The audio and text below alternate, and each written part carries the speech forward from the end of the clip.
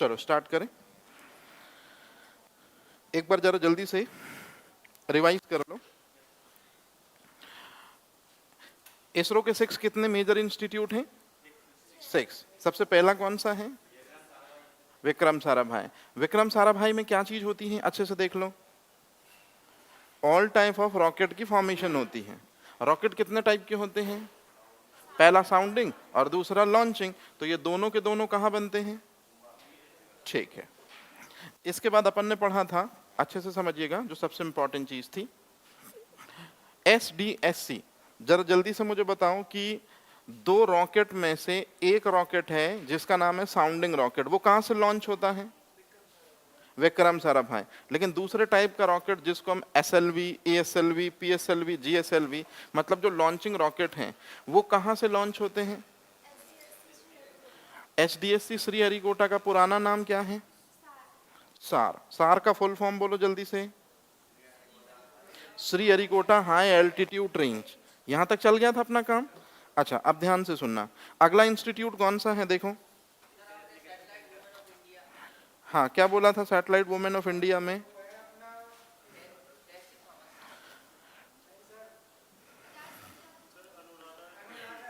ठीक है, अनुराधा है ना, अनुराधा। ठीक है, उसी को ब्रैकेट में लिखो space girl of India. Space girl of India भी बोलते हैं इनको, इन्हीं को स्पेस गर्ल ऑफ इंडिया। और ये सैटेलाइट वुमेन भी है।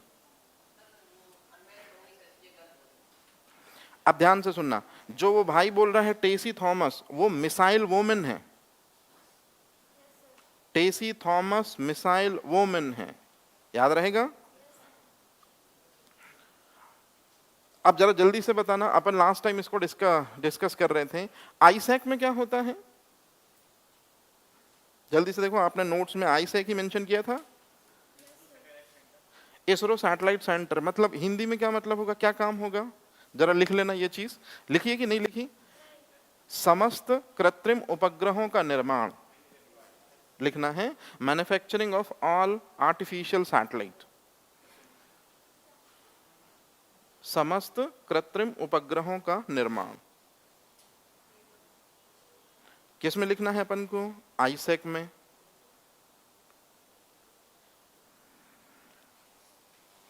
सेशन थोड़ा हैवी रख रहे हैं, हैवी इन द सेंस चीजें क्लियर हों।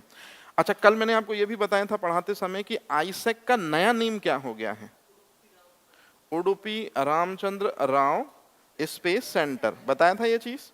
ठीक है, अब क्यों है तो इसके बाद आप कुछ चीजें लिख लीजिए। जैसे मेरे को आप बताइए, भारत का सबसे पहला आर्टिफिशियल सैटेलाइट कौन सा है? तो आप बोलेंगे कि भारत का सबसे पहला,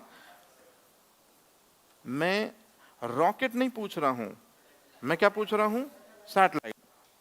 अब जरा जल्दी से बता दीजिए, भारत का पहला कृत्रिम उपग्रह, सबसे पहले लिखना है इसी को, आर्यभट्ट डैश करके, भारत का प्रथम उपग्रह।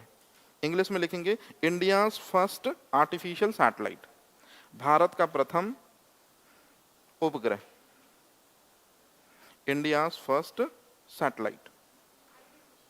हाँ, इंडियाज फर्स्ट आर्टिफिशियल सैटेलाइट, मैंने बताया था ना। अब हम सैटेलाइट कभी भी ये वर्ड यूज करेंगे तो हमेशा कौन सा वर्ड डिकोड होगा वहां? Artificial satellite. अच्छा, अब ध्यान से सुनना, बहुत इंपॉर्टेंट चीज बता रहा हूं। जो इंडिया का फर्स्ट सैटेलाइट है, क्या रियल में उससे हमको इंफॉर्मेशन लेनी थी कि हमने एक्सपेरिमेंट के तौर पर भेजा था? तो लाइन चेंज करके लिखिएगा, India's first experimental satellite, Bharat का प्रथम प्रायोगिक उपग्रह, भारत का प्रथम प्रायोगिक उपग्रह।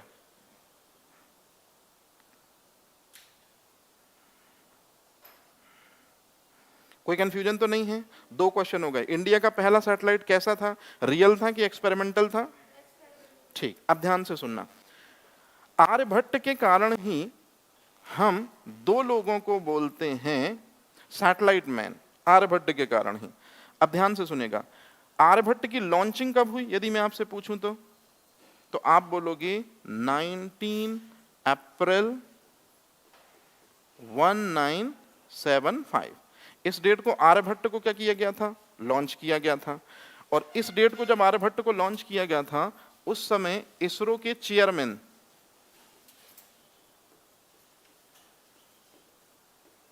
इस समय इसरो के जो चेयरमैन हैं, अच्छे से देख लीजिए कौन है।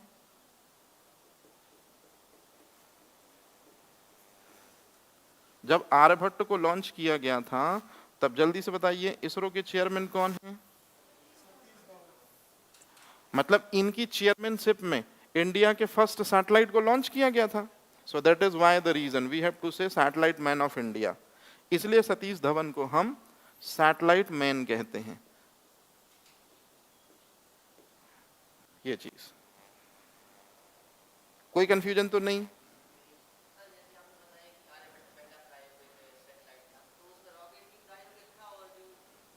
अब ये कहानी लंबी है, आगे बताते हैं। अब ध्यान से सुनना। बताओ सैटेलाइट कब लॉन्च हुआ? क्यों लॉन्च हुआ? जैसे मेरे को बताओ, आज सैटरडे है। क्यों है सैटरडे? क्योंकि कल फ्राइडे था। हर चीज के पीछे साइंस में कोई रियलिस्टिक वजह होती है। यदि आपने उस वजह को ढूंढ लिया तो चीजें आगे की बहुत आसान हो जाती हैं। आर्यभट्ट की लॉन्चिंग इसलिए हुई क्योंकि, अच्छे से देखो जो चीज मैं लिख रहा हूं, बहुत इंपॉर्टेंट चीज मैं मेंशन कर रहा हूं। 1972 में, कितने साल पहले? मतलब 3 साल पहले, इंडिया और यूएसएसआर, यूएसएसआर मतलब आज का रशिया, तो इनके बीच में एक ट्रीटी होती है, एक संधि होती है। अब ये संधि के बारे में अपन आगे बात करेंगे। अभी जो मेन चीज मेरे को बतानी है कि इंडिया की ओर से जो व्यक्ति है उसका नाम आपको याद रखना है, उडुपी रामचंद्र राव। इन्होंने दरअसल में इंडिया की ओर से इस ट्रीटी पर साइन किए थे, सिग्नेचर किए थे। क्लियर है? और इस ट्रीटी में ही बोला गया था, क्या बोला गया था, अच्छे से समझने की कोशिश करो। ये उडुपी रामचंद्र राव व्यक्ति है जिसने कहा, जरा जल्दी से बताओ इसरो कब बना? ठीक है, मैं शॉर्ट में केवल ईयर बस लिख रहा हूं। तो इसरो बना और इसरो अपना काम स्टार्ट करेगा। तो जरा जल्दी से बताओ इसरो ने क्या बना लिया है? जल्दी से बताओ, इसरो ने 1969 से काम करते हुए क्या बना लिया? आर्यभट्ट। दिमाग काम कर रहा? अब सुनो अच्छे से, राम कहानी यहां से शुरू हो रही है। आर्यभट्ट दरअसल में एक क्या है? यदि मैं आपसे पूछूं तो आप फटाक से मेरे को आंसर कर दोगे कि एक कृत्रिम उपग्रह है, मतलब आर्टिफिशियल सैटेलाइट है। अरे हाँ या ना? अच्छे से सुनना, कहानी यहीं खत्म हो रही है। बंदा जो है, नाम है जिसका उडुपी रामचंद्र राव, इसने किसको बोला? यूएसएसआर को। क्या बोला? मैं अलग से लिख दे रहा हूं बिल्कुल साइड में, कि साहब हमारे पास में ये तो है, मतलब आर्यभट्ट तो है, लेकिन हमारे पास में आर्यभट्ट को, बताओ सैटेलाइट अकेले जा सकते हैं क्या स्पेस में? कौन लेकर जाएगा? Launching vehicle. हमारे पास में लॉन्चिंग व्हीकल नहीं है। हाँ, मतलब हमारे पास में प्रक्षेपण वाहन या प्रक्षेपण यान, मतलब एसएलवी, एएसएलवी, पीएसएलवी, जीएसएलवी हैं कि नहीं है? नहीं है। अब जरा जल्दी से बताओ, प्रक्षेपण यान एएसएलवी, पीएसएलवी, जीएसएलवी, इनको लॉन्च कहां से किया जाता है? सतीश धवन। उसके लिए अब हम वर्ड यूज करेंगे लॉन्च पैड, मतलब प्रक्षेपण स्थल।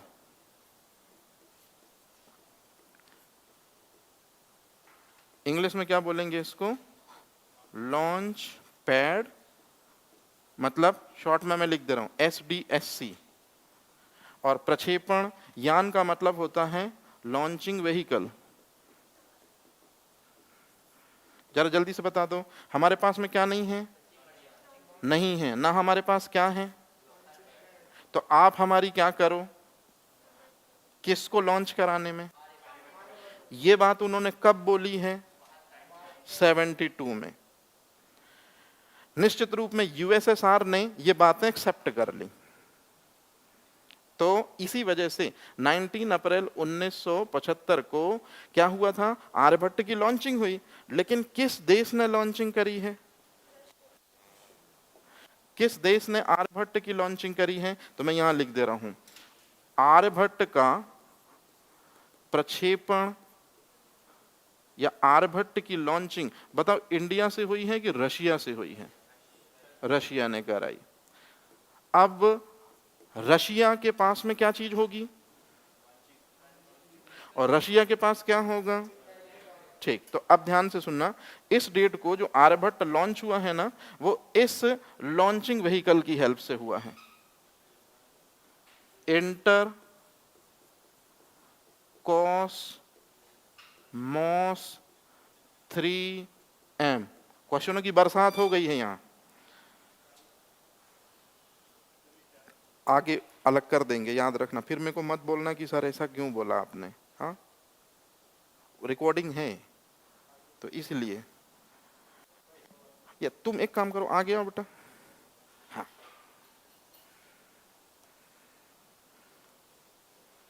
तो कौन सा लॉन्चिंग व्हीकल है? Inter cosmos 3M।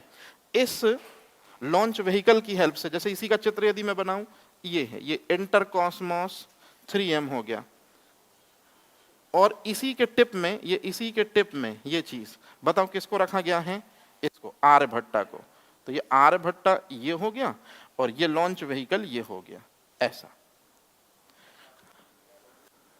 क्या चीज? आर्यभट्ट, बोलो बोलो बोलो, क्या बोल रहे हो? हाँ, इससे आर्यभट्ट को लॉन्च किया। किससे? किस प्रक्षेपण यान से? किस लॉन्चिंग? Inter cosmos 3M। तो अब मेरे को एक बात बताओ, जगह भी तो होनी चाहिए, तो जगह कौन सी है? प्रक्षेपण स्थल कौन सा है? रशिया का। तो रशिया में एक जगह है, इसको मैं इधर लिख दे रहा हूं और अलग से लिख दे रहा हूं, रशिया में एक जगह है बैकानूर। ये लॉन्चिंग व्हीकल है, देखो ये लिखा ना लॉन्चिंग व्हीकल, ये एरो से लॉन्चिंग व्हीकल है। और लॉन्च पैड कहां से लॉन्च किया हमने? बैकानूर। बैकानूर में कहा? कॉसमोड्रोम। ये सब प्रीलिम्स के क्वेश्चन है, इसलिए अच्छे से पढ़ते चलना। बैकानूर में कहां से लॉन्च किया हमने? कॉसमोड्रोम। रशिया, रशिया, रशिया, हाँ अभी भी है। कजाकिस्तान में स्टार्टिंग में था, इस टाइम पे था कजाकिस्तान में, अब वो रशिया का फाइनली पार्ट है। अब ध्यान से सुनना, बैकानूर में कहां से? बैकानूर में कहां से? कॉस्मोड्रोम। और कॉस्मोड्रोम में दरअसल में एसडीएससी जैसे एक सेंटर है, और उस सेंटर का नाम आप यहां लिखेंगे, मैं यहां लिख दे रहा हूं, बैकानूर कॉस्मोड्रोम, और जगह का नाम जहां से छोड़ा गया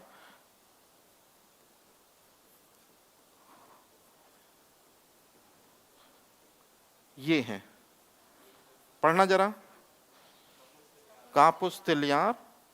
और ये कापुस्तिलियार ही दरअसल में वो जगह है जहां से किसको छोड़ा गया था? इंटर कॉसमॉस 3M में किसको रख के छोड़ा गया था?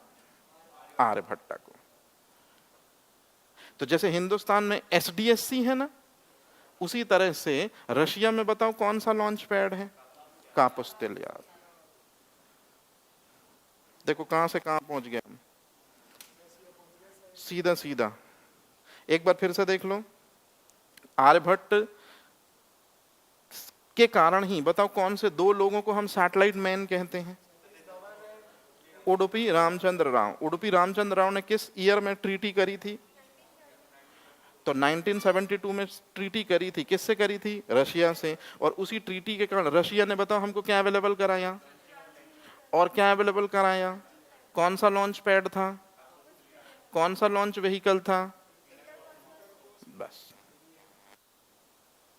कोई कंफ्यूजन तो नहीं? क्या चीज? बैकानूर में वो जगह है कॉस्मोड्रोम, जहां पर है कापुस्तिलियार लॉन्च पैड।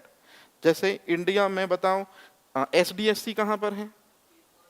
आंध्र प्रदेश के श्रीहरिकोटा में।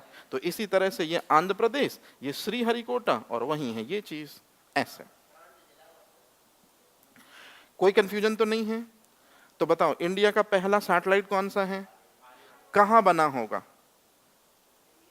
अच्छे से देखो, इंडिया में तो बना होगा, वो कहां बना होगा? आईसैक में बना है। पुराना नहीं पढ़ रहे हो, मुझे दोष मत देना फिर आगे चल के। सारे वहीं बनते, हमने लिखा भी है आईसैक में बनते हैं। याद रहेगा ये चीज? चलो लाइन चेंज करके लिखना।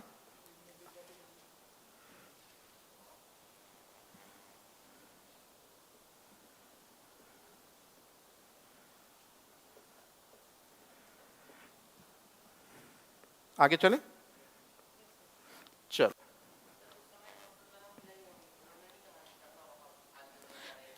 भाई मेरे को एक बात बताओ, मदद हम कब लेते हैं?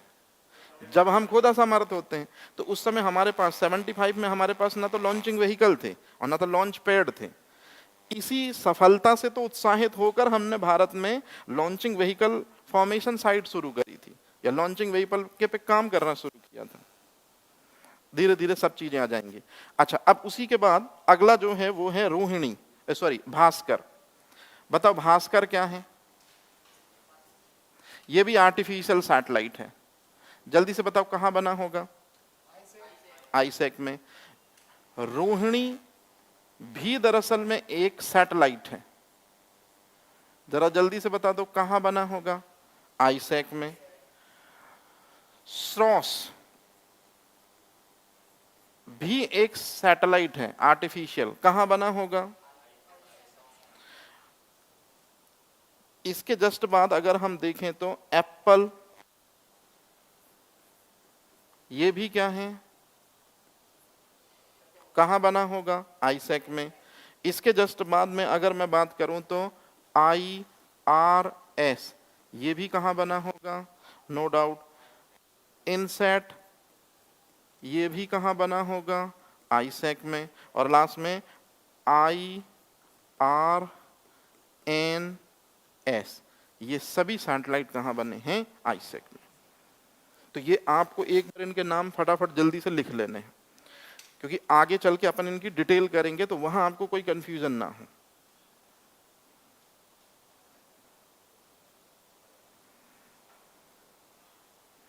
Bhaskar 1, Rohini, SROSS, Apple, IRS, INSAT, IRNS। No, अभी कुछ नहीं, इनके बारे में मैं कुछ नहीं लिखाऊंगा, इनके बारे में होमवर्क आपको दे रहा हूं। ये कल आप मुझे बताओगे, और यदि कल आप मुझे नहीं बताते हो तो फिर मैं उसका रियलिस्टिक आंसर आपको बताऊंगा। अच्छे से सुनना, बहुत इंपॉर्टेंट चीज बता रहा हूं।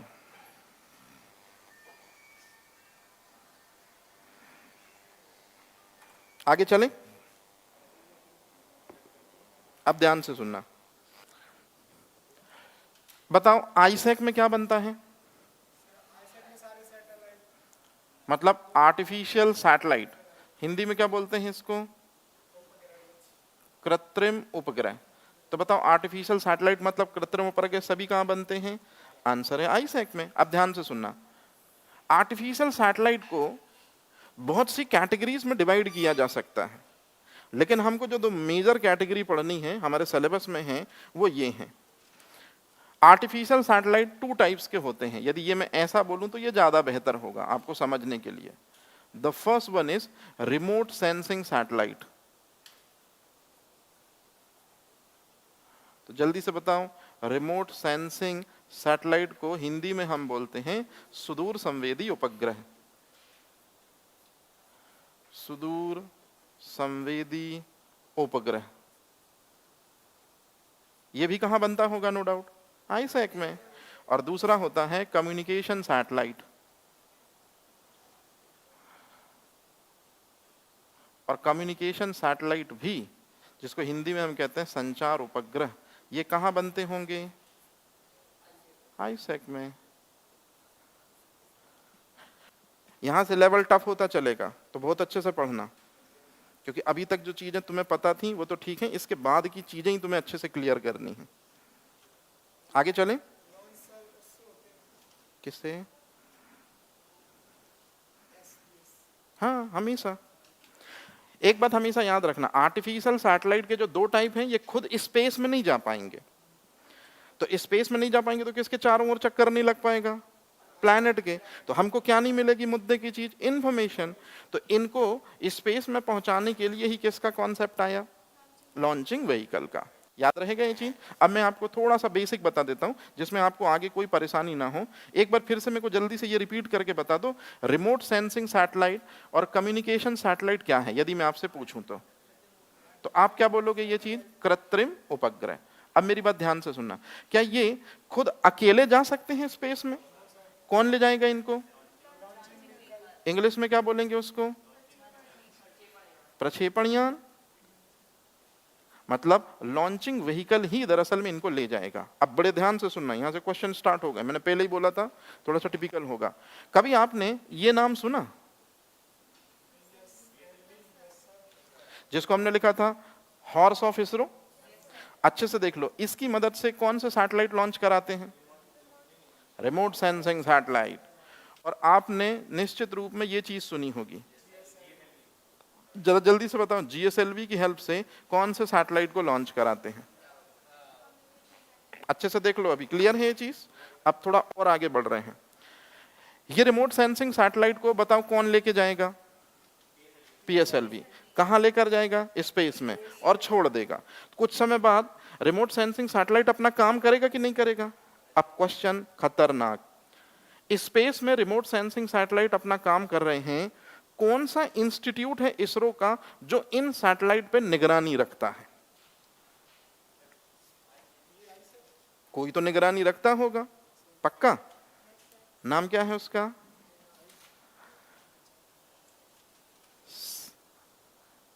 आपने ऐसा कुछ लिखा है, NRSC। बहुत बढ़िया। तो मैं अलग पेन से इसको क्लियर कर रहा हूं क्योंकि ये सबसे ज्यादा पूछा जाने वाला क्वेश्चन है। NRSC फुल फॉर्म आप ही लिखना, हिंदी मीडियम वाले स्टूडेंट। तो जरा जल्दी से बताओ, रिमोट सेंसिंग सैटेलाइट को कौन कंट्रोल करेगा, या किसकी देखरेख या किसकी निगरानी? ठीक है, तो national remote sensing satellite centre. तो ये निगरानी, मतलब NRSC ही इन सैटेलाइट की क्या करता है? देखरेख करता है और निगरानी करता है, मतलब कंट्रोल करता है और कोऑर्डिनेशन करता है। National remote sensing centre Hindi में क्या बोलते हैं? देखो मैंने लिखवाया होगा, राष्ट्रीय सुदूर संवेदन केंद्र। और इसका हेड ऑफिस भी लिखवाया था मैंने, कठे है हैदराबाद। हेड ऑफिस कहाँ है इसका? हैदराबाद। ये चीज तो जल्दी से बता दो, जितने भी रिमोट सेंसिंग सैटेलाइट काम कर रहे हैं उन पे निगरानी कौन रखता है, कंट्रोलिंग कौन रखता है? मोस्ट इंपॉर्टेंट क्वेश्चन है ये। किसका? बताया ना, नेशनल रिमोट सेंसिंग सेंटर। अब ध्यान से सुनना, अगर तुमको इन पे कंट्रोलिंग कौन रखता है ये पता चल गया, तो तुमको उन पे भी पता होना चाहिए कि कंट्रोलिंग कौन रखता है। तो जितने भी कम्युनिकेशन सैटेलाइट हैं उन पर कंट्रोलिंग ये रखती है, या ये संस्था रखती है। कौन सी संस्था? No, MCF। अब ये मैंने पढ़ाया नहीं है इसलिए इसको लिखा रहा हूं, मास्टर कंट्रोल फैसिलिटी। ये इंस्टीट्यूट है मास्टर कंट्रोल फैसिलिटी। और ये मास्टर कंट्रोल फैसिलिटी, जरा जल्दी से बताओ, किस किस पर निगरानी रखती है बेटा जी? कौन से सैटेलाइट पर? कम्युनिकेशन सैटेलाइट पर। कोई कंफ्यूजन तो नहीं? थोड़ा और टिपिकल कर रहे हैं। मास्टर कंट्रोल फैसिलिटी जो है, इसका हेड ऑफिस 2 स्टेट में है। 2 स्टेट में है, एक कर्नाटक, और कर्नाटक में है हासन, और दूसरा है MP। और MP में मोस्ट इंपॉर्टेंट चीज हमारी राजधानी, इसलिए इंपॉर्टेंट है हासन।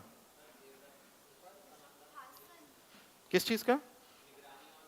कंट्रोलिंग। कंट्रोलिंग कंट्रोलिंग मतलब रिमोट सेंसिंग सैटेलाइट रियल में अपनी फंक्शनिंग परफॉर्म कर रहे हैं कि नहीं। कौन सी मेजर ऑर्गेनाइजेशन इसरो की इस पे कंट्रोल करेगी?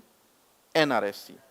और कम्युनिकेशन सैटेलाइट सही से अपना काम कर रहे हैं कि नहीं कर रहे हैं, कौन सी ऑर्गेनाइजेशन इस पे काम करेगी? MCF। हेड ऑफिस कहाँ है MCF का? ठीक है, कोई कंफ्यूजन तो नहीं? थोड़ा और, थोड़ा सा क्या कर रहे हैं, डीप में जा रहे हैं। ध्यान से सुनेगा, पेन चेंज कर लेता हूं, है ना, ये है। ध्यान से सुनना, जल्दी से बताओ ये क्या चीज है? संचार उपग्रह। संचार उपग्रह के कोई एक संचार उपग्रह नहीं है, संचार उपग्रह बहुत सारे हैं। जैसे धूम एक मूवी नहीं है, धूम 1, धूम 2, धूम 3, तो इस तरह से धूम 1, धूम 2, धूम 3 को हम एक वर्ड में क्या बोल सकते हैं? सीरीज। इसी तरह से अब ध्यान से सुनेगा, संचार उपग्रहों के लिए सबसे पहले ये सैटेलाइट थे, मतलब संचार उपग्रहों की शुरुआत इन सैटेलाइट से हुई थी। कौन सी सैटेलाइट? और इनसेट एक नहीं थे, इनसेट 1, इनसेट 2, इनसेट 3, तो इस तरह से क्या हो जाएगा? तो अब बताओ संचार उपग्रह कितने प्रकार के होते हैं? पहला इनसेट सीरीज, और दूसरा अब आज इनसेट सीरीज क्लोज हो चुकी है, अब ये सीरीज से कम्युनिकेशन चल रहा है, जीसैट सीरीज। मतलब हिंदी में पहले अच्छे से समझ लो इस चीज को, सब काम छोड़ के पहले ये देख लो। बताओ संचार उपग्रह, क्या इनसेट संचार उपग्रह है? हाँ, लेकिन एक थोड़ी ना है, इनसेट 1 है, इनसेट बी है, इनसेट सी है, इनसेट डी है, तो इस तरह से हो जाएगा इनसेट सीरीज।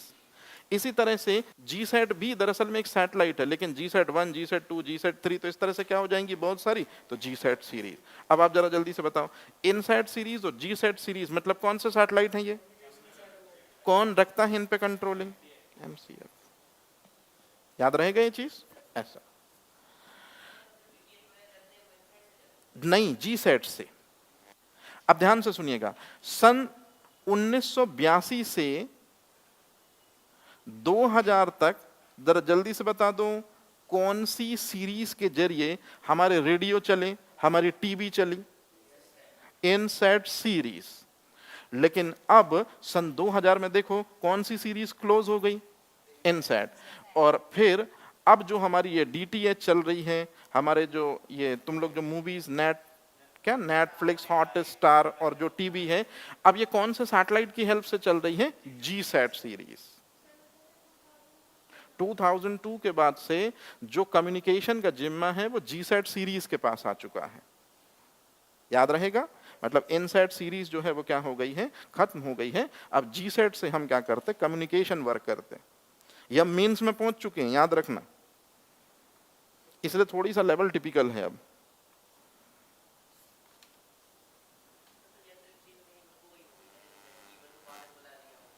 नहीं नहीं, वो तो सीधे स्पेस में ही रहते हैं और बन जाते स्पेस डेब्रीज, काम नहीं ले रहे हैं। आगे चलें, ठीक है। अब ध्यान से सुनेगा, ये अलग कर रहा हूं मैं, हाँ कि नहीं करूं? ठीक है, स्लाइड आगे बढ़ा दूं। चलो अगला लिखना, English medium space application centre, Hindi medium अंतरिक्ष उपयोग केंद्र।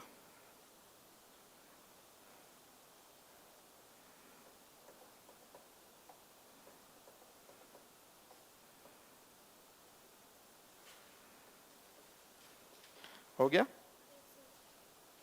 तुम्हारा मन लग रहा है यहाँ आगे बैठने में कि पीछे जाना है? पीछे जाना हो तो जाओ, चले जाओ। चलो शुरू करते हैं, ध्यान से सुनेगा। अंतरिक्ष उपयोग केंद्र क्या बोलते हैं इसको? सेक। आप पहले तो मेरे को बहुत आराम से इत्मीनान से अपने नोट्स में देख के बताओ कि आईसेक का हेड ऑफिस कहाँ है? क्या काम होता है वहां? अब तुमको ये वर्ड नहीं बोलना है, अब तुम्हें कहना है कि जितने भी रिमोट सेंसिंग सैटेलाइट हैं और जितने भी कम्युनिकेशन सैटेलाइट हैं, उन सब की मैन्युफैक्चरिंग कहाँ होती है? आईसेक में। तो अब ये क्या लिखा हुआ है? सेक। कोई कंफ्यूजन तो नहीं? MPPSC का सबसे खतरनाक क्वेश्चन जो कईयों को सिलेक्शन से बाहर कर देगा, SAC में ए का मतलब क्या है? SAC में ए का मतलब क्या है? एप्लीकेशन। याद रहेगा, हिंदी मीडियम स्टूडेंट को भी वो इंग्लिश में देगा, याद रखना, तो इसलिए तैयार रहना, इसलिए मैं इन पे ज्यादातर आपको मेहनत करा रहा हूं। अब सबसे पहले आप लिखो सिनोनिम, उपनाम। इसरो ऑफ अहमदाबाद, हिंदी में बोलते हैं अहमदाबाद का इसरो, मतलब उपनाम। इसरो ऑफ अहमदाबाद, ये उपनाम हो गया। अब सबसे इंपॉर्टेंट चीज मैं लिख रहा हूं,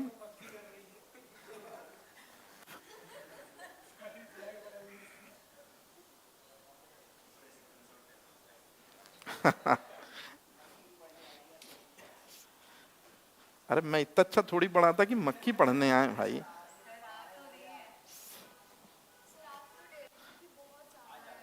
हाँ, थोड़ी सी गर्मी आज ज्यादा है ना, इसी वजह से है। चलो, अब पाठक सर आए थे तो नहीं बोला था तुम लोगों ने, या सोनू सर से बोलना अभी, ठीक है। चलो अब देखो, SAC का फुल फॉर्म बता दो, कब बना ये, देखो अच्छे से क्या लिखा है सामने, इधर इधर देखो, इधर देखो, 1972 में। सैक को पहले क्या बोला जाता था, इसका फुल फॉर्म आपको खुद निकालना है, ये कल आप लिख के लाओगे इधर पे। मैं आपको एक खतरनाक क्वेश्चन बताऊंगा, बिल्कुल बेटा, और यही IAS का क्वेश्चन है कि सैक का ओल्ड नेम क्या है, क्योंकि IAS इसी तरह के क्वेश्चन देती है, थोड़ी टिपिकल, मतलब नॉलेज भी क्लियर हो जाए और इंफॉर्मेटिव भी हो। 1996 में, 1996 नहीं, माफी चाहता, 1966 में ये बन चुका था, लेकिन इसका रियल नेम सैक कब हुआ है, 1972 में। सॉरी, ये 9 नहीं, ये 6 है, ठीक है। नेट पे देख रहे हो, क्या देख रहे हो, ठीक है। तो ये नाम तुम्हें लिखना है, ये सिर्फ IAS में आएगा, PCS में नहीं आएगा इतना टिपिकल, तो ये घर से आप आराम से लिखना इसको। अब जो चीज मैं बोल रहा हूं वो ध्यान से सुनिएगा। कार्य क्या है, सैक का कार्य क्या है, काम क्या करता है सैक, ये काम करता है, देखो अच्छे से, अंतरिक्ष के कार्यों की प्लानिंग करता है। अब ये अंतरिक्ष कार्यक्रमों की प्लानिंग का मतलब क्या है, ध्यान से सुनना। जैसे बताओ, भारत अभी कौन सा मिशन करने वाला है, मंगलयान की गगनयान, तो हम गगनयान करने वाले हैं। अच्छा, गगनयान में क्या करेंगे हम, थोड़ा सा दिमाग लगाओ, गगनयान में क्या करेंगे हम, एस्ट्रोनॉट भेजेंगे। क्या भेजेंगे, कहां भेजेंगे, अब ध्यान से सुनना, कौन से होंगे वो एस्ट्रोनॉट, किन किन को सिलेक्ट करेंगे, बताओ। ये पूरी प्लानिंग कहां होगी, इसरो में नहीं, इसरो के किस सेंटर में, सैक। अच्छा, अब गगनयान में जैसे आपने शायद सुना होगा, एक रोबोट ले जा रहे हैं हम, हाफ ह्यूमनॉइड रोबोट, क्या नाम है उसका, आपके लिए ही क्वेश्चन दे रहा हूं, खुद ही जब तक निकालो नेट से, कौन सा रोबोट हम यूज करने वाले हैं गगनयान में, मोस्ट इंपॉर्टेंट नाम है भाई, वो पता होना चाहिए आपको।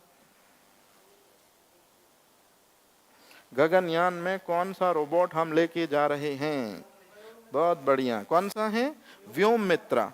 तो बताओ, सबसे पहले ये बात कहां आई होगी कि हम एस्ट्रोनॉट की हेल्प के लिए, और वो भी इतने एस्ट्रोनॉट ले जा रहे हैं, तो 3 एस्ट्रोनॉट की हेल्प करेगा ये एक रोबोट जिसका नाम है व्योममित्र। बताओ, ये प्लानिंग कहां हुई होगी,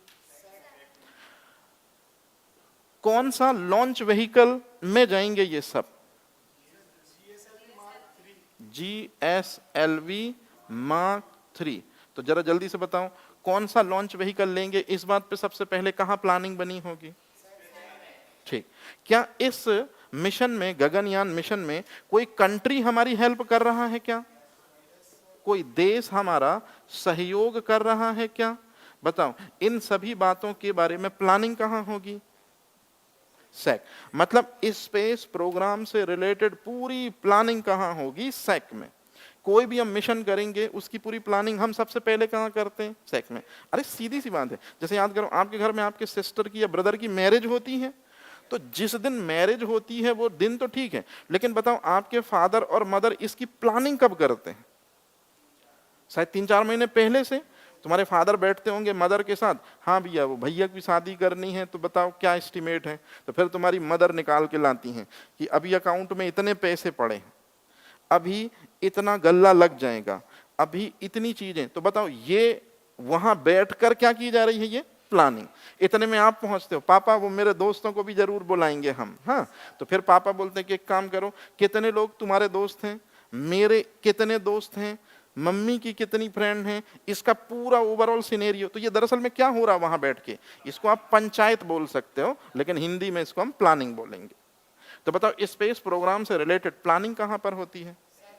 ये याद रखना, मोस्ट इंपॉर्टेंट 3 मार्कर मीन्स का क्वेश्चन, ये सिर्फ मीन्स में पूछा जाएगा। क्योंकि वीएसएससी सबको पता है, एसडीएससी भी सबको पता है, आईसेक सबको पता है, थोड़ा सा ये अलग हो जाता है क्योंकि सेक से कहीं भी ये हमको नहीं समझ में आता कि हम यहाँ क्या करते हैं, तो इसलिए क्वेश्चन बहुत आता है। किस कंट्री की? तो गगनयान में कोई हमारी हेल्प नहीं कर रहा है। स्टार्टिंग में हमको ऑस्ट्रेलिया ने बोला था, फ्रांस ने बोला था, लेकिन बाद में उन्होंने पैर खींच लिए। तो फिर ये इंडिया का इंडिजिनस मिशन है। लेकिन बताओ अगर कोई देश सहयोग कर रहा होता तो उसके बारे में हम कहाँ चर्चा करते? कितना पैसा दे रहा है इसकी भी चर्चा कहाँ करते? और फिर अगर वो पैसा दे रहा है और टेक्नोलॉजी हमसे कुछ लेता होता या हमको घाटे में जाने देता तो क्या उस देश की हेल्प लेते? तो कई बार ऐसा भी हो जाता है कि कोई देश आगे बढ़ के कहता है कि हम आपके मिशन में आपकी हेल्प करेंगे, लेकिन हमको समझ में आता था कि किसी दूसरे देश की हमको हेल्प लेनी ही नहीं है। तो फिर ये प्लानिंग भी फाइनली कहां पर होती है? अब ध्यान से सुनेगा। जैसे आप सब लोग, जैसे मैं जो हूं इसरो का चेयरमैन हूं, तो मैं इसरो का चेयरमैन इधर से देखूंगा। कहां से देखूंगा? कंप्यूटर स्क्रीन से। और मैं कहां से देखूंगा ये चीज? बेंगलुरु से। और ये जो कमरा है ये है गुजरात का सेक, और यहां सेक का जो हेड मेंबर है वो मैं हूं। तो हम यदि मान लो फ्यूचर में शुक्र मिशन करने वाले हैं या हम फिर से करने वाले हैं चंद्रयान 3, तो बताओ इसके बारे में पूरी प्लानिंग कहां होगी? तो आप सब लोग जो बैठे हो ये साइंटिस्ट बैठे हो, और मैं बोलूंगा कि हाँ भाई सबसे पहले कौन सा लॉन्चिंग व्हीकल लें, तो आप में से कई लोग बोलेंगे सर पीएसएलवी ले लेते हैं, तो दूसरा बोलेगा नहीं पीएसएलवी नहीं जीएसएलवी लेते हैं, वो ज्यादा बेहतर है। मतलब इस तरह से प्लानिंग होती है। और बताओ इस पूरी प्लानिंग को एडवाइस, मतलब पूरी प्लानिंग को कौन देख रहा होता है? क्यों? क्योंकि जहां जो भी प्लानिंग होगी उसको फाइनल में एग्जीक्यूट किसको करना है?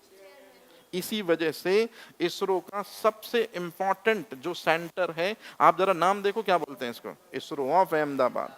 मतलब जो इसरो रियल में फंक्शन परफॉर्म करता है उसकी पूरी प्लानिंग कौन करता है? सेक की आईसेक।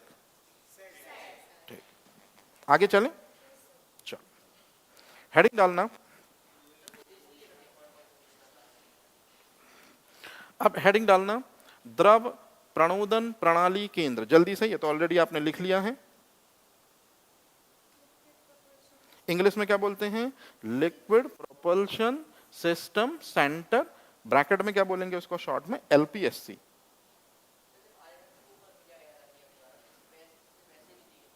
किससे? नहीं नहीं नहीं, वो ट्रीटी हुई थी, उस ट्रीटी, वो बहुत खतरनाक ट्रीटी है। हाँ, ये तो सिर्फ और सिर्फ किसका फेवर हुआ कि यूएसएसआर ने हमारी मदद की, बदले में यूएसएसआर ने हमसे भी कुछ मांगा था। अब वो क्या मांगा था जानने के लिए देखते रहिए हमारे अगले एपिसोड। नहीं, ये थोड़ा लंबे समय के बाद, मतलब इसको जब डिस्क्लोज करेंगे तो फिर इसी को डिस्क्लोज करेंगे। मतलब आपको पता होना चाहिए कि इसरो जो है उसने आर्यभट्ट को भेजा था 75 में। तो हमने सोचो इसरो के टॉयलेट सेंटर से आर्यभट्ट काम कर रहे हैं कि नहीं कर रहे हैं, इसको चेक किया था टॉयलेट सेंटर से। अब ऐसा क्या हो गया? तो बड़ी थोड़ी सी इंटरेस्टिंग स्टोरी है, इसको बाद में कभी बताएंगे, जिससे क्वेश्चन नहीं आते हैं। अरे आप लोग नहीं भूलने दोगे भाई। चलो आप जल्दी से मेरी बात ध्यान से सुनो। एलपीएससी जो है इसका हेड ऑफिस कितनी जगह पर है? बताया था। अब अगर आपको एलपीएससी समझनी है तो पहले आपको यह समझना होगा,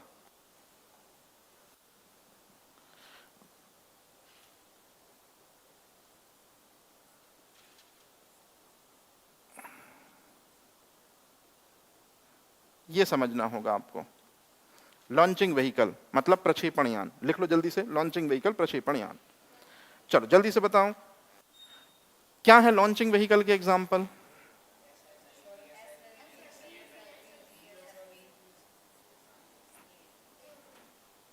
फिर उसके बाद, फिर उसके बाद, ठीक, ये क्या है सभी? अब ध्यान से सुनेगा, मैं एक का इमेज ड्रॉ कर रहा हूं, बताओ किसका इमेज ड्रॉ कर दूं? ठीक है, या पहले मैं आपको एक चीज बता दूं कि अगर ये लॉन्च व्हीकल है या ये प्रक्षेपण यान है, तो प्रक्षेपण यान के अंदर अच्छा बताओ, प्रक्षेपण यान किसको ले जाएंगे? आपको पहले ही बता चुका हूं, किसको ले जाएंगे? सैटेलाइट को। तो नॉर्मल सा क्वेश्चन पूछ रहा हूं, SLV लॉन्चिंग व्हीकल है कि नहीं? ये अपने हेल्प से किसको ले गया होगा? सैटेलाइट को। तो देखो अच्छे से, कौन से सैटेलाइट को लेकर गया था? रोहिणी 1, रोहिणी 2, रोहिणी 3, रोहिणी 4। मतलब MPPSC का फेवरेट क्वेश्चन, भारत का सबसे पहला launching vehicle, India first launching vehicle, क्या नाम है? की हेल्प से कौन से सीरीज के सैटेलाइटों को अंतरिक्ष में पहुंचाया गया? तो रोहिणी सीरीज के कृत्रिम उपग्रहों को अंतरिक्ष में पहुंचाने के लिए बताओ कौन से लॉन्चिंग व्हीकल को यूज किया? SLV। बहुत इंपॉर्टेंट चीज बता रहा हूं, इसको समझ लो अच्छे तरीके से। उसके बाद में कौन सा लॉन्च व्हीकल है? अच्छे से देखो क्या लिख रहा हूं, SROS 1, SROS 2, SROS 3। क्या इसको मैं एक वर्ड में ये बोल सकता हूं, SROS सीरीज? तो जल्दी से बताओ, SROS सीरीज के आर्टिफिशियल सैटेलाइट को स्पेस में पहुंचाने के लिए हमने किस प्रक्षेपण यान का यूज किया? सबसे इंपॉर्टेंट चीज, जल्दी से बताओ, सैटेलाइट के 2 टाइप्स कौन से होते हैं? आप पढ़ चुके हो। आपको ऐसा नहीं लगता आप ये रॉकेट के 2 टाइप बोल रहे हो? हम पूछ क्या रहे हैं?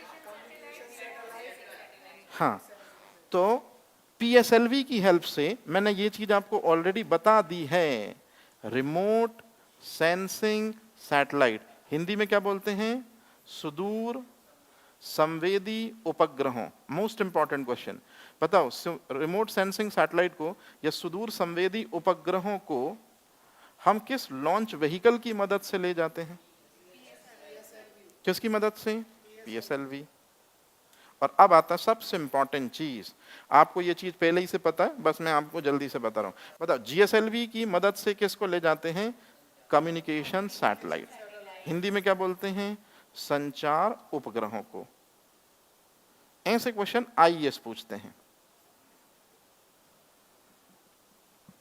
देख लो, हम नेक्स्ट लेवल पर आ चुके हैं, मतलब यहां से हम बेसिक बहुत पीछे हो चुका है, अब हमारा, हम स्टैंडर्ड पे वर्क कर रहे हैं। कोई कंफ्यूजन तो नहीं? अब मैं आपको बताता हूं, एक जो नंबर आपको मैं बोल रहा हूं, ये आपको नंबर याद रखना है, क्योंकि यदि आपने ये नंबर याद रखा तो प्रीलिम्स के आपके क्वेश्चन हो गए। 4, 5, 4, 3। जैसे आई लव यू का शॉर्ट फॉर्म क्या हो गया है? 1, 4, 3। बड़ा सॉलिड याद है तुम लोगों को। उसी तरह से ये जो नंबर लिखा है 4, 5, 4, 3, ये अच्छे से बताओ, ये क्या चीज है? Launch vehicle. ये क्या है? Launch vehicle. मतलब ये सारे लॉन्च व्हीकल हैं। सो लॉन्च व्हीकल में कितने चेंबर होते हैं, या जिनको आप अच्छे से याद रखना, जिनको आप क्या बोल रहे हो? चेंबर। वो रियल में चेंबर नहीं है, वो रियल में है इंजन। तो जल्दी से बताओ, SLV में कितने चेंबर हैं? पहला क्वेश्चन सही। ASLV में कितने चेंबर हैं? थोड़ा कठिन कर रहा हूं क्वेश्चन। PSLV में कितने इंजन हैं? Engine engine engine. और GSLV में कितने इंजन हैं? इंटरव्यूअर यहां आपसे भारी पंचायत करता है। SLV की सिमिलैरिटी किससे शो हो रही है? PSLV से। दूसरा क्वेश्चन, सबसे कम इंजन किसमें है? सबसे ज्यादा इंजन किसमें है? प्रीलिम्स के क्वेश्चन, और वो भी खतरनाक।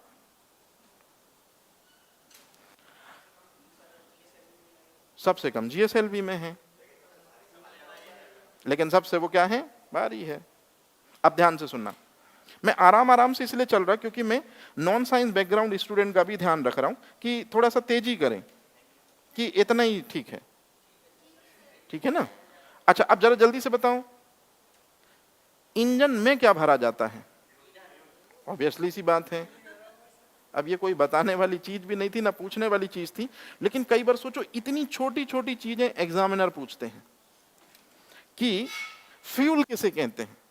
तो उस समय हमारे दिमाग, वो तुम्हें तत्काल पूछते हैं तो कुछ हमारे माइंड में आइडिया ही नहीं आता, लेकिन याद रखना उनके द्वारा पूछी गई कोई भी चीज का हमको आंसर एकदम साइंटिफिक देना है, मतलब वहां हमारी पोस्ट डिसाइड होती है, तो इसलिए हम कुछ तो बोल ही नहीं सकते, रियलिस्टिक बोलना पड़ेगा। तो अच्छे से देख लो, ईंधन उसे कहते हैं जो इसमें भरा जाता है, खत्म खेल, याद रहेगा ये चीज। अब मैं बना रहा हूं, अच्छे से देखो किसका चित्र बना रहा हूं, ठीक है। कितने चेंबर हैं, ऐसे बनेगा, बिल्कुल बनाना है भाई, क्योंकि एमपीपीएससी मींस का 11 मार्कर क्वेश्चन तुम हल कर रहे हो, तब तुमको एलपीएससी का काम समझ में आएगा। मैंने बताया ना, ये चीज केवल समझाने के लिए तो अभी तक खत्म कर चुका हूं था मैं, ये चीज बहुत आराम से बता रहा इसलिए ताकि ये चीजें एकदम क्लियर कर लो। एक बार फिर से बताओ, कितने चेंबर हैं एसएलवी में?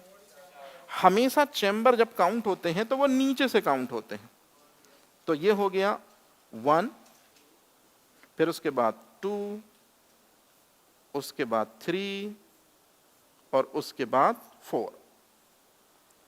कितने चेंबर हो गए? 4 चेंबर हो गए।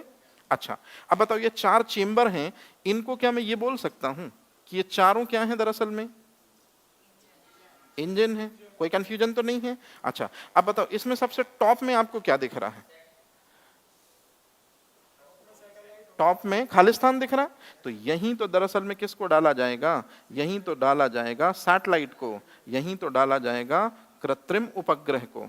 तो जल्दी से आप ये भी बता दो कि कौन से कृत्रिम उपग्रह को, मतलब रोहिणी 1, रोहिणी 2, 3, 4, मतलब कौन से सीरीज के सैटेलाइट को हम डालेंगे और कौन से लॉन्च व्हीकल से स्पेस में पहुंचाएंगे?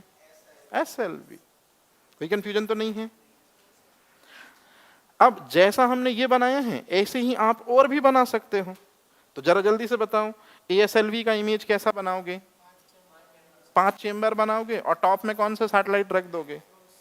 अब मुझे सबसे ज्यादा जरूरी बताना है आपको पीएसएलवी, तो पीएसएलवी का मैं इमेज जल्दी से बना दे रहा हूं, आपको बनाना हो तो ठीक है, नहीं बनाना तो मत बनाने।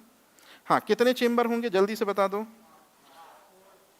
पहला चेंबर, दूसरा चेंबर, तीसरा चेंबर और चौथा चेंबर, तो टोटल हो गए 4 चेंबर। और जल्दी से बताओ टॉप में क्या रखेंगे हम? कौन सा सैटेलाइट? तो ये सैटेलाइट रखेंगे, ये वाले रिमोट सेंसिंग सैटेलाइट। कोई कंफ्यूजन तो नहीं है? सिंपल। जीएसएलवी में समझ में आ जाएगा कैसे? ठीक। अब एलपीएससी का फंक्शन सोचो, अब स्टार्ट होगा। अब तुम्हें समझ में आएगा कि एलपीएससी काम क्या करता है। सोच समझ के आंसर करना। जैसे मैं शुरुआत में इसी की बात कर रहा हूं, एसएलवी की। बताओ एसएलवी अंतरिक्ष में किसको पहुंचाएगा? उसके अंदर 4 ये चेंबर जो दिख रहे हैं, ये क्या है दरअसल में? इंजन में ऐसा कौन सी चीज होना चाहिए जो दरअसल में ताकत देगा इसको और फिर ये चीज ऊपर जाए, मतलब एसएलवी ऊपर जाए और उसी के साथ में ये चीज? तो निश्चित रूप में इंजन में क्या होना चाहिए? पहले तो मैं जो बता दूं, इंजन में होना चाहिए ईंधन। अरे हाँ या ना? और ये ईंधन सिर्फ एक चेंबर में भरा होना चाहिए कि चारों चेंबर में? पक्का? मतलब जितने भी प्रक्षेपण यान तुम देख रहे हो, ये प्रक्षेपण यान किसको लेकर जाते हैं? सैटेलाइट को। तो ये सैटेलाइट को जब ऊपर लेकर जाएंगे तो इन सब के पास में कौन सी चीज होना चाहिए? इनके पास में इंजन, और इंजन के अंदर क्या भरा होना चाहिए? ईंधन। कोई कंफ्यूजन तो नहीं? शुरू करते हैं राम कहानी। अब जितने भी, अच्छे से देख लो, जितने भी लॉन्चिंग व्हीकल तुमको पता है, कितने लॉन्चिंग व्हीकल हैं? इन सभी लॉन्चिंग व्हीकल में अच्छे से देख लो, ये चीज भरी जाती है।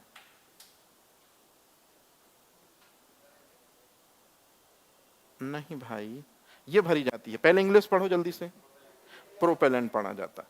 प्रोपेलेंट को हिंदी में क्या बोलते हैं? मींस का 3 नंबर का क्वेश्चन। जितने भी लॉन्चिंग व्हीकल होते हैं सब में क्या भरा जाता है? प्रणोदक।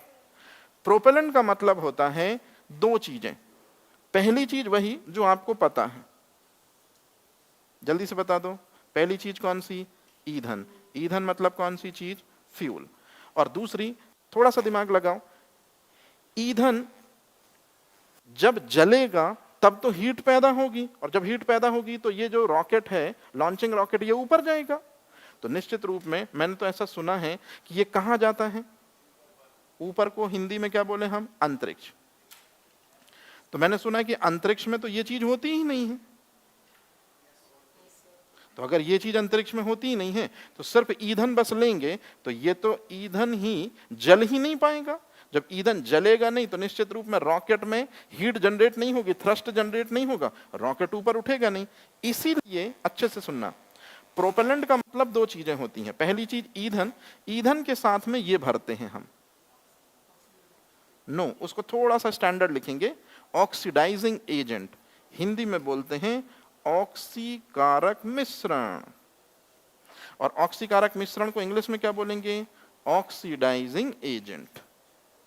अब आप जरा जल्दी से बता दो, प्रोपेलेंट का मतलब कौन कौन सी दो चीजें। ठीक, अब जो समझा रहा हूं प्लीज इसको माइंड में सेट कर लेना, क्योंकि ये सबसे खतरनाक चीज है।